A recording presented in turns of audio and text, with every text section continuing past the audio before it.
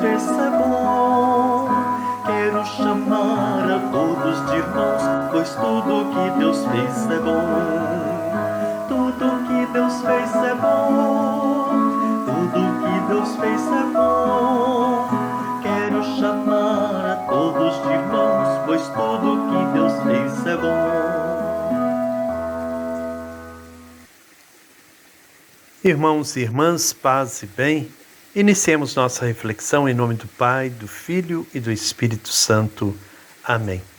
Prosseguindo nossas reflexões sobre a campanha da fraternidade deste ano, sobre a ecologia integral, hoje queremos falar da espiritualidade ecológica. O Papa, no parágrafo 217 da Laudato Si, diz o seguinte: se os desertos exteriores se multiplicam no mundo, por que os desertos interiores se tornaram tão amplos? A crise ecológica é um apelo a uma profunda conversão interior. Entretanto, temos de reconhecer também que alguns cristãos, até comprometidos e piedosos, com o pretexto do realismo pragmático, frequentemente se burlam das preocupações pelo meio ambiente. Outros são passivos, não se decidem a mudar os seus hábitos e tornam-se incoerentes. Falta-lhes, pois, uma conversão ecológica, que comporta deixar emergir nas relações com o mundo que o rodeia todas as consequências do encontro com Jesus. Viver a vocação de guardiões da obra de Deus não é algo opcional, nem um aspecto secundário da experiência cristã, mas parte essencial de uma existência virtuosa, parte essencial da espiritualidade cristã, essa espiritualidade ecológica. O Papa nos convida então a recordar o modelo de São Francisco de Assis, para propor uma sã relação com a criação como dimensão da conversão integral da pessoa. Iniciemos então nossa reflexão de hoje fazendo a oração da campanha da fraternidade.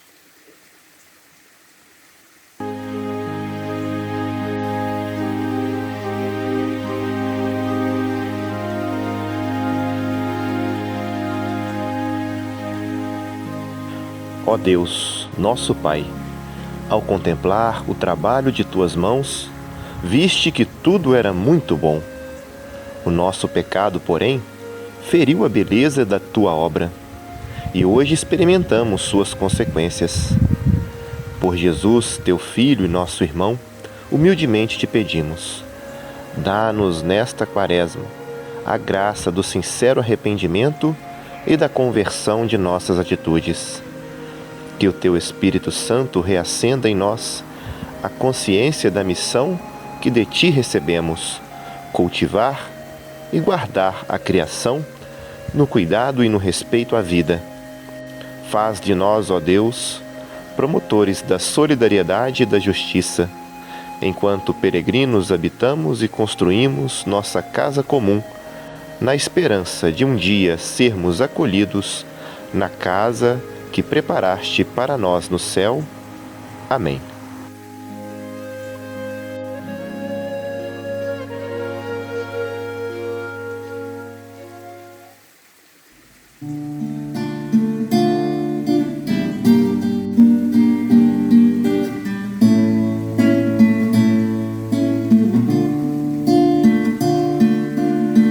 No universo tudo está interligado. Nele vivemos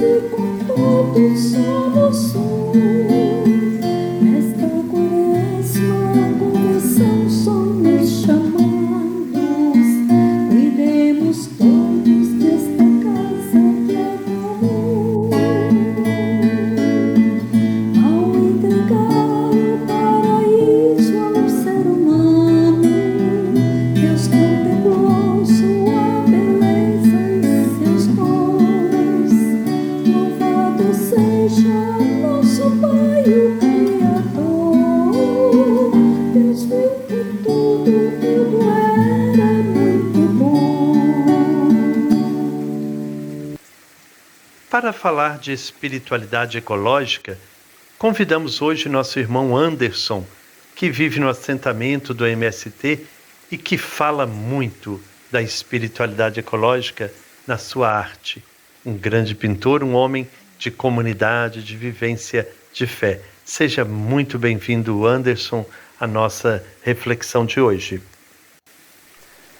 Olá, o meu nome é Anderson Augusto e eu faço parte de uma comunidade no assentamento Denis Gonçalves, na cidade de Goianá e Chácara. E fui convidado para compartilhar um pouco a minha experiência, a minha visão sobre espiritualidade ecológica. Claro que eu também me inspiro neste momento nas palavras do Frei Beto, nas suas reflexões, que aprofunda muito essa questão da mística e da espiritualidade nos movimentos, nas religiões e nas igrejas.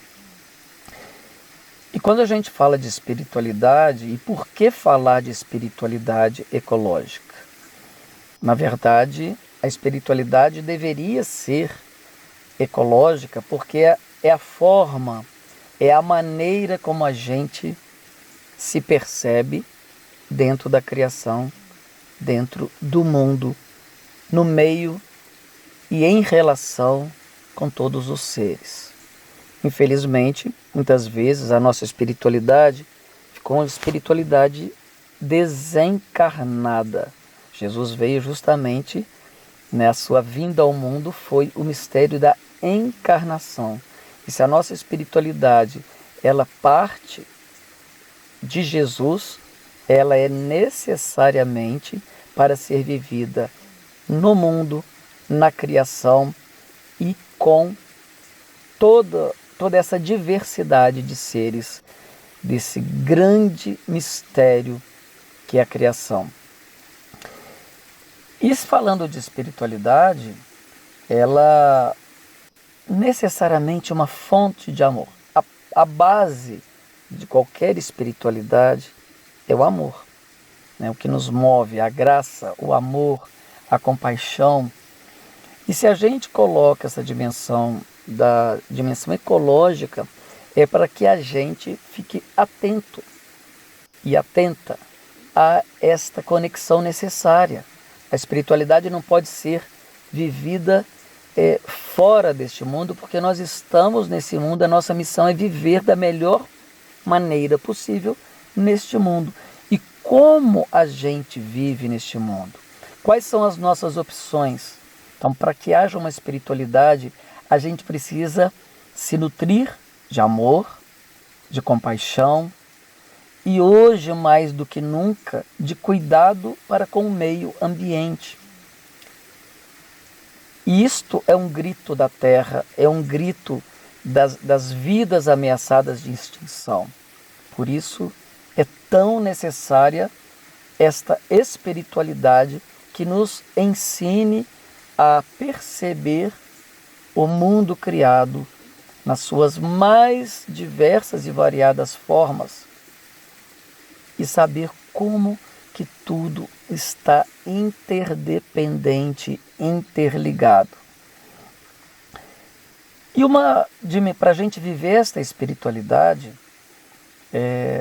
nós precisamos nos conectar também com as espiritualidades de todas as religiões, porque o cuidado com a vida, com o meio ambiente, é um cuidado de todos, e esse mundo tem uma diversidade de expressões religiosas. Então a espiritualidade ecológica ela é também necessária e oportuna para que a gente compreenda a diversidade de expressões de fé, da mesma forma que existe uma diversidade de seres neste mundo, de plantas, de flores. Isso tudo constitui esse belo jardim. Então a espiritualidade ecológica, como é que a gente expressa esse amor? Como é que a gente expressa o cuidado? Tem uma dimensão importante, que é a dimensão política, da polis, do bem comum, da promoção da justiça. Porque se a gente quer defender a vida, ela passa por opções por projetos políticos e que sejam projetos que tenham como base a construção da paz, a paz como fruto da justiça. Outro elemento importante na espiritualidade ecológica é o desapego. A gente vive num mundo que nos coloca tanto apego a coisas tão finitas, e a gente aprender a desapegar-se de coisas que passam, para a gente cultivar valores mais profundos, valores que permanecem e que são necessários e sem os quais a gente não sobrevive, que é a amizade, a solidariedade e a compaixão. Viver a espiritualidade ecológica também se faz necessária momentos de parada, porque a nossa vida, o ritmo acelerado cada vez mais, de excesso de informações e de notícias fragmentadas, exige que a gente estabeleça momentos de contemplação, de celebração, principalmente na abertura ao diálogo, de uma forma orante, de uma forma aberta às várias expressões religiosas, de forma ecumênica, macroecumênica, para que a gente aprenda com o diferente a perceber essa profundidade, esse mistério de Deus nas suas várias formas de ser compreendido e vivenciado. Então, a espiritualidade ecológica é uma espiritualidade servidora aos outros. E ela deve nos ensinar a ter um olhar especial que nos aproxime da criação, porque nós fomos criados numa cultura da exploração, do esgotamento das coisas, da matéria-prima, por um capitalismo que nos colocou elementos que nos coloca como proprietários, como alguém que está de fora do ciclo da vida.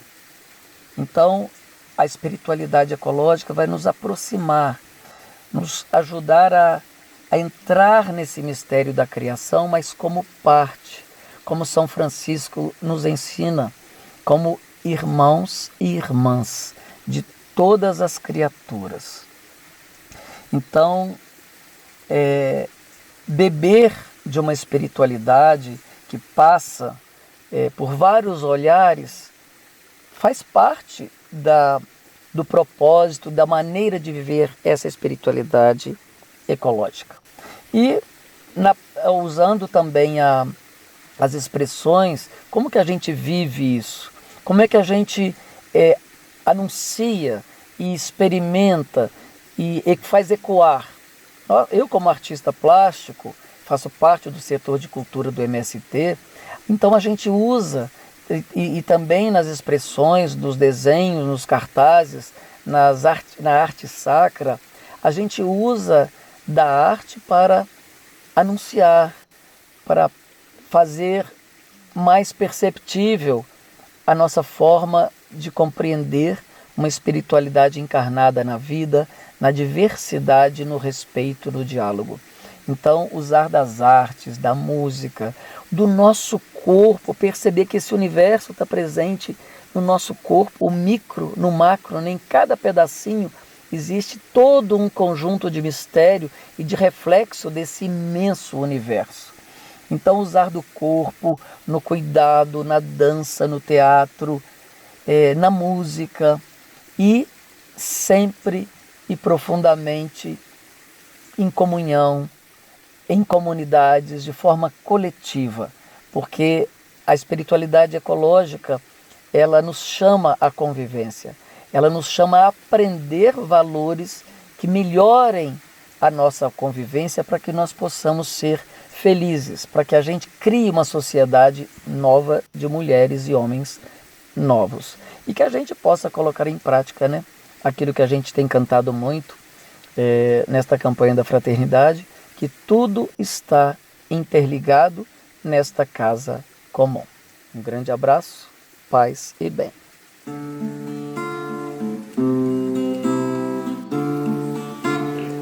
Ecologia integral é um grito de esperança, de alerta e compromisso por uma nova aliança.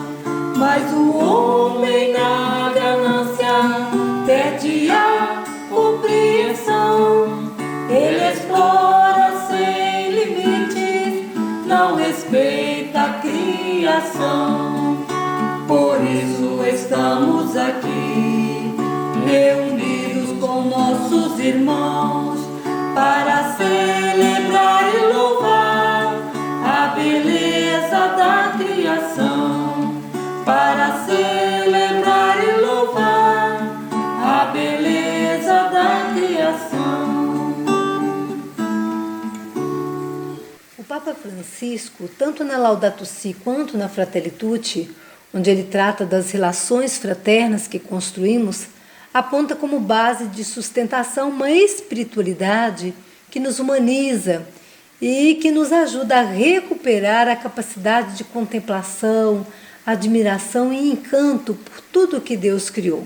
Portanto, uma espiritualidade ecológica que nos interconecta uns com os outros e com toda a criação. O Papa acredita que a crise ecológica que vivemos hoje é uma crise moral e espiritual, ligada à perda da ética, dos princípios de defesa da vida, do sentido da justa medida, perda da capacidade de solidariedade e de partilha. Estudiosos afirmam que conjugar espiritualidade e ecologia é mais que importante. É uma urgência por uma questão de sobrevivência. E a campanha da fraternidade quer nos ajudar nesse processo de conversão.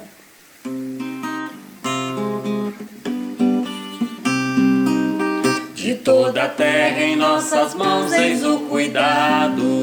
Nós somos todos responsáveis pela vida, enquanto aqui peregrinamos na esperança. A criação em nova Páscoa é renascida. Chegamos assim ao final da nossa reflexão de hoje.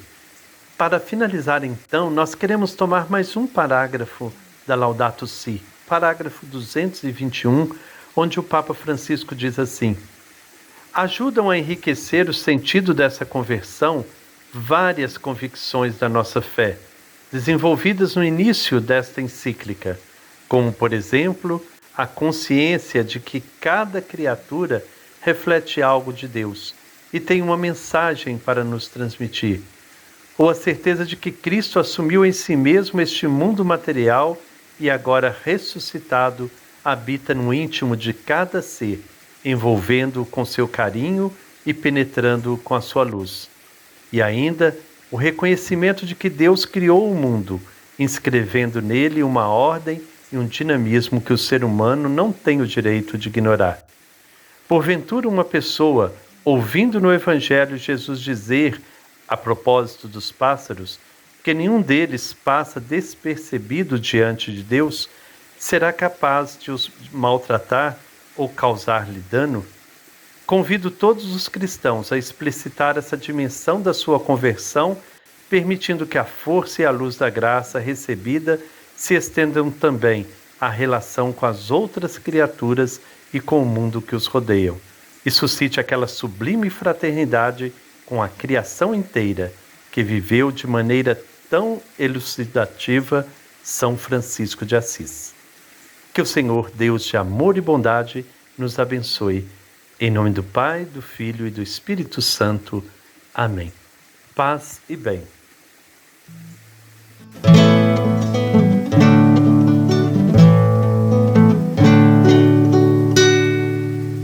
Tudo está interligado, como se fôssemos um. Tudo está interligado nesta casa comum. O cuidado com as flores do jardim, com as matas, os rios, mananciais. O cuidado com o ar e os biomas,